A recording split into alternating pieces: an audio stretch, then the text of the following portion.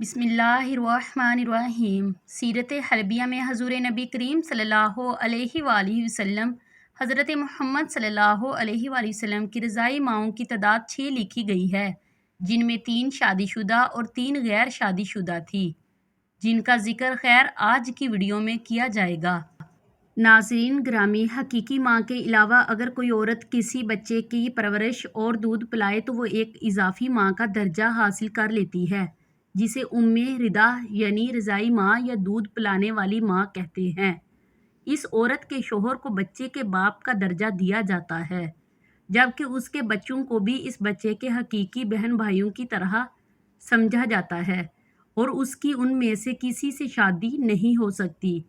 اسی طرح ایک عورت جس نے کسی بچے کے 2 برس کے ہونے سے پہلے اسے کم از کم 5 بار دودھ پلایا ہو، اسلامی قانون کے دیے ہوئے خصوصی حقوق کے تحت وہ اپنے دودھ کے رشتے سے اس بچے کی ماں بن جاتی ہے۔ دودھ پینے والا بچہ رضائی ماں کے دوسرے بچوں کا مکمل طور پر بہن یا بھائی سمجھا جاتا ہے، یعنی کہ ایسا لڑکا اپنی رضائی بہن اور ایسی لڑکی اپنے رضائی بھائی کی محرم ہوتی ہے۔ کوئی دوسرا مذہب کسی دودھ پلانے والی ماں کو ایسا رتبہ نہیں دیتا۔ حضور صلی اللہ علیہ وآلہ وسلم کے رضائی بھائیوں کی تعداد 5 جبکہ رضائی بہنوں کی تعداد 2 تھی۔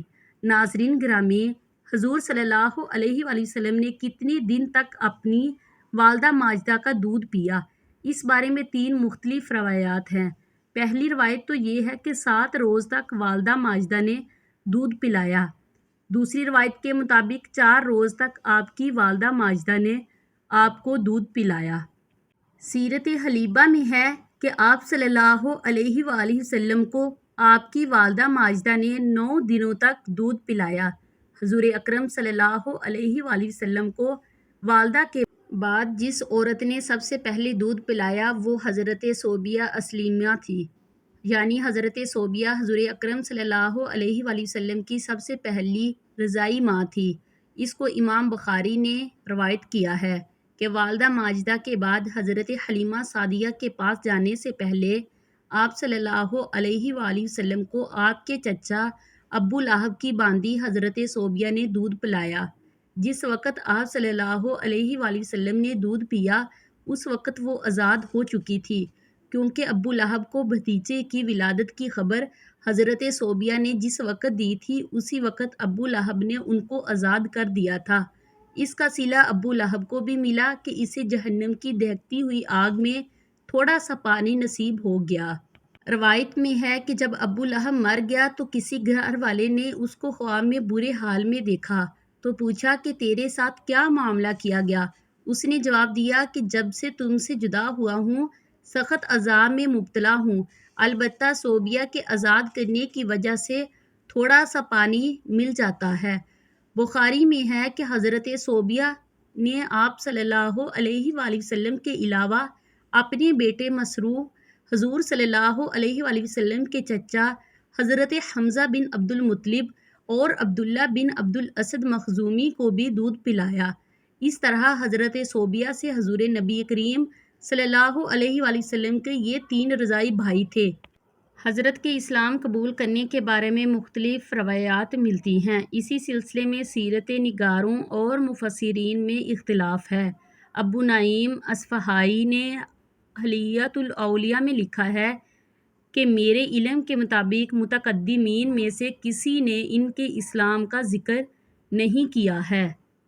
حلیۃ الاولیاء میں ہے کہ علامہ قرطبی نے بھی لکھا ہے کہ انہوں نے اسلام کا زمانہ ہمیشہ کے لیے نہیں پایا ہے، جبکہ ابن سید الناس کہتے ہیں کہ انہوں نے اسلام قبول کر لیا تھا، اور بعض روایات میں ذکر کیا ہے کہ نبی کریم صلی اللہ علیہ وآلہ وسلم کو جس خاتون نے بھی دودھ پلایا وہ مشرف با اسلام ہوئیں۔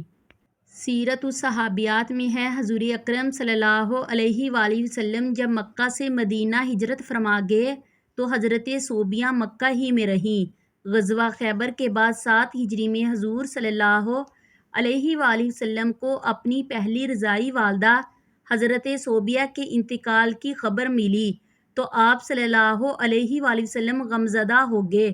اس موقع پر خبر پہنچانے والے سے حضور اکرم صلی اللہ علیہ وآلہ وسلم نے پوچھا کہ حضرت صوبیہ کے بیٹے اور میرے رضائی بھائی مسروح کا کیا حال ہے؟ آپ کو یہ بتایا گیا کہ مسروح تو حضرت صوبیہ سے پہلے ہی وفات پا چکا ہے اور اب ان کا کوئی باقی نہیں رہا۔ عربوں میں یہ رواج تھا کہ نئے پیدا ہونے والے بچے کو خالص عربی زبان سیکھنے اور دیہات کی پاک و صاف آب و ہوا میں مخلوط و تہذیب سیکھنے کے لیے کسی گاؤں میں بھیج دیا جاتا۔ جس سال نبی اکرم صلی اللہ علیہ وآلہ وسلم کی ولادت باسعادت ہوئی تو حسب رواج بنو سعد کی خواتین مکہ آئیں، جن میں حضرت حلیمہ سعدیہ بھی شامل تھیں۔ تمام خواتین نے آپ صلی اللہ علیہ وآلہ وسلم کے گھر کی خستہ حالی اور آپ کی یتیمی کو دیکھ کر انکار کر دیا تو حضرت حلیمہ سعدیہ نے اللہ عز و جل سے برکت کی امید لگا کر اس یتیم کو لے لیا، جو در حقیقت یتیم نہیں بلکہ در یتیم تھے۔ اس مولود کے مبارک ہونے کا احساس حضرت حلیمہ اور ان کے شوہر کو اسی وقت سے ہونا شروع ہو گیا جس وقت انہوں نے ان کو گود لیا۔ چنانچہ اگلے دن ہی ان کے شوہر نے اپنے احساسات کا ان الفاظ میں اظہار کیا کہ اے حلیمہ، خوب جان لو، بے شک تم نے ایک بہت ہی مبارک اور بابرکت بچے کو لیا ہے۔ ایوان میں ہے کہ حضرت حلیمہ حضور صلی اللہ علیہ وآلہ وسلم کی دوسری رضائی ماں بنی۔ حضور صلی اللہ علیہ وآلہ وسلم کے علاوہ حضرت حلیمہ نے اپنے بیٹے عبداللہ، اپنی دو بیٹیوں انیسہ اور حذیفہ، جسے شیمہ بھی کہا جاتا ہے، اور ابو سفیان بن حارث بن عبد المطلب کو بھی دودھ پلایا۔ حضرت حلیمہ سعدیہ نے آپ صلی اللہ علیہ وآلہ وسلم کو 2 سال تک دودھ پلایا۔ مدت رضاعت مکمل ہونے پر دودھ چھڑا کر حسب معاہدہ آپ کو مکہ لے کر تو آ گئی، لیکن ان کی تمنا تھی کہ اس مبارک مولود کو کچھ دنوں مزید رکھنے کی سعادت مل جائے۔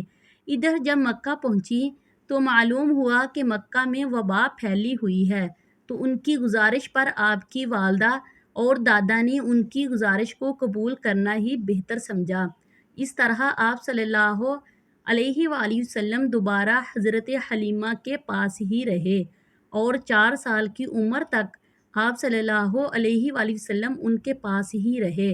4 سال کی عمر میں وہ آپ کو والدہ ماجدہ حضرت آمنہ کے پاس لے کر آ گئی۔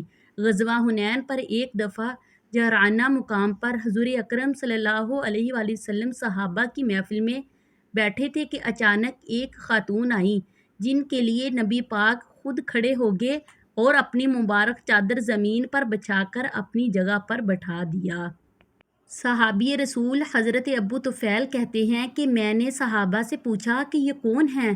تو صحابہ نے جواب دیا کہ یہ رسول اللہ صلی اللہ علیہ وآلہ وسلم کی رضائی ماں حضرت حلیمہ سعدیہ ہیں۔ حضرت حلیمہ کی وفات مدینے میں ہوئی اور جنت البقیع میں آپ کو دفن کیا گیا۔ حضور صلی اللہ علیہ وآلہ وسلم کی تیسری رضائی ماں حضرت ام فروہ تھی۔ سیرت نگاروں نے لکھا ہے کہ آپ صلی اللہ علیہ وآلہ وسلم کو بنو سلیم کی 3 کنواری لڑکیوں نے بھی دودھ پلایا ہے۔ انہوں نے بھی اپنا سینہ جو ہی نبی اکرم صلی اللہ علیہ وآلہ وسلم کے منہ سے لگایا تو دودھ جاری ہو گیا، جسے آپ صلی اللہ علیہ وآلہ وسلم نے پیا، اور اتفاق یہ کہ ان تینوں کا نام عاتکہ تھا۔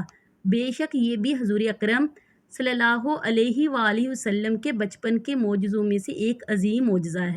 پلیز میرے چینل کو سبسکرائب کریں تاکہ میں اپنی ہر آنے والی ویڈیو آپ کے ساتھ شیئر کر سکوں۔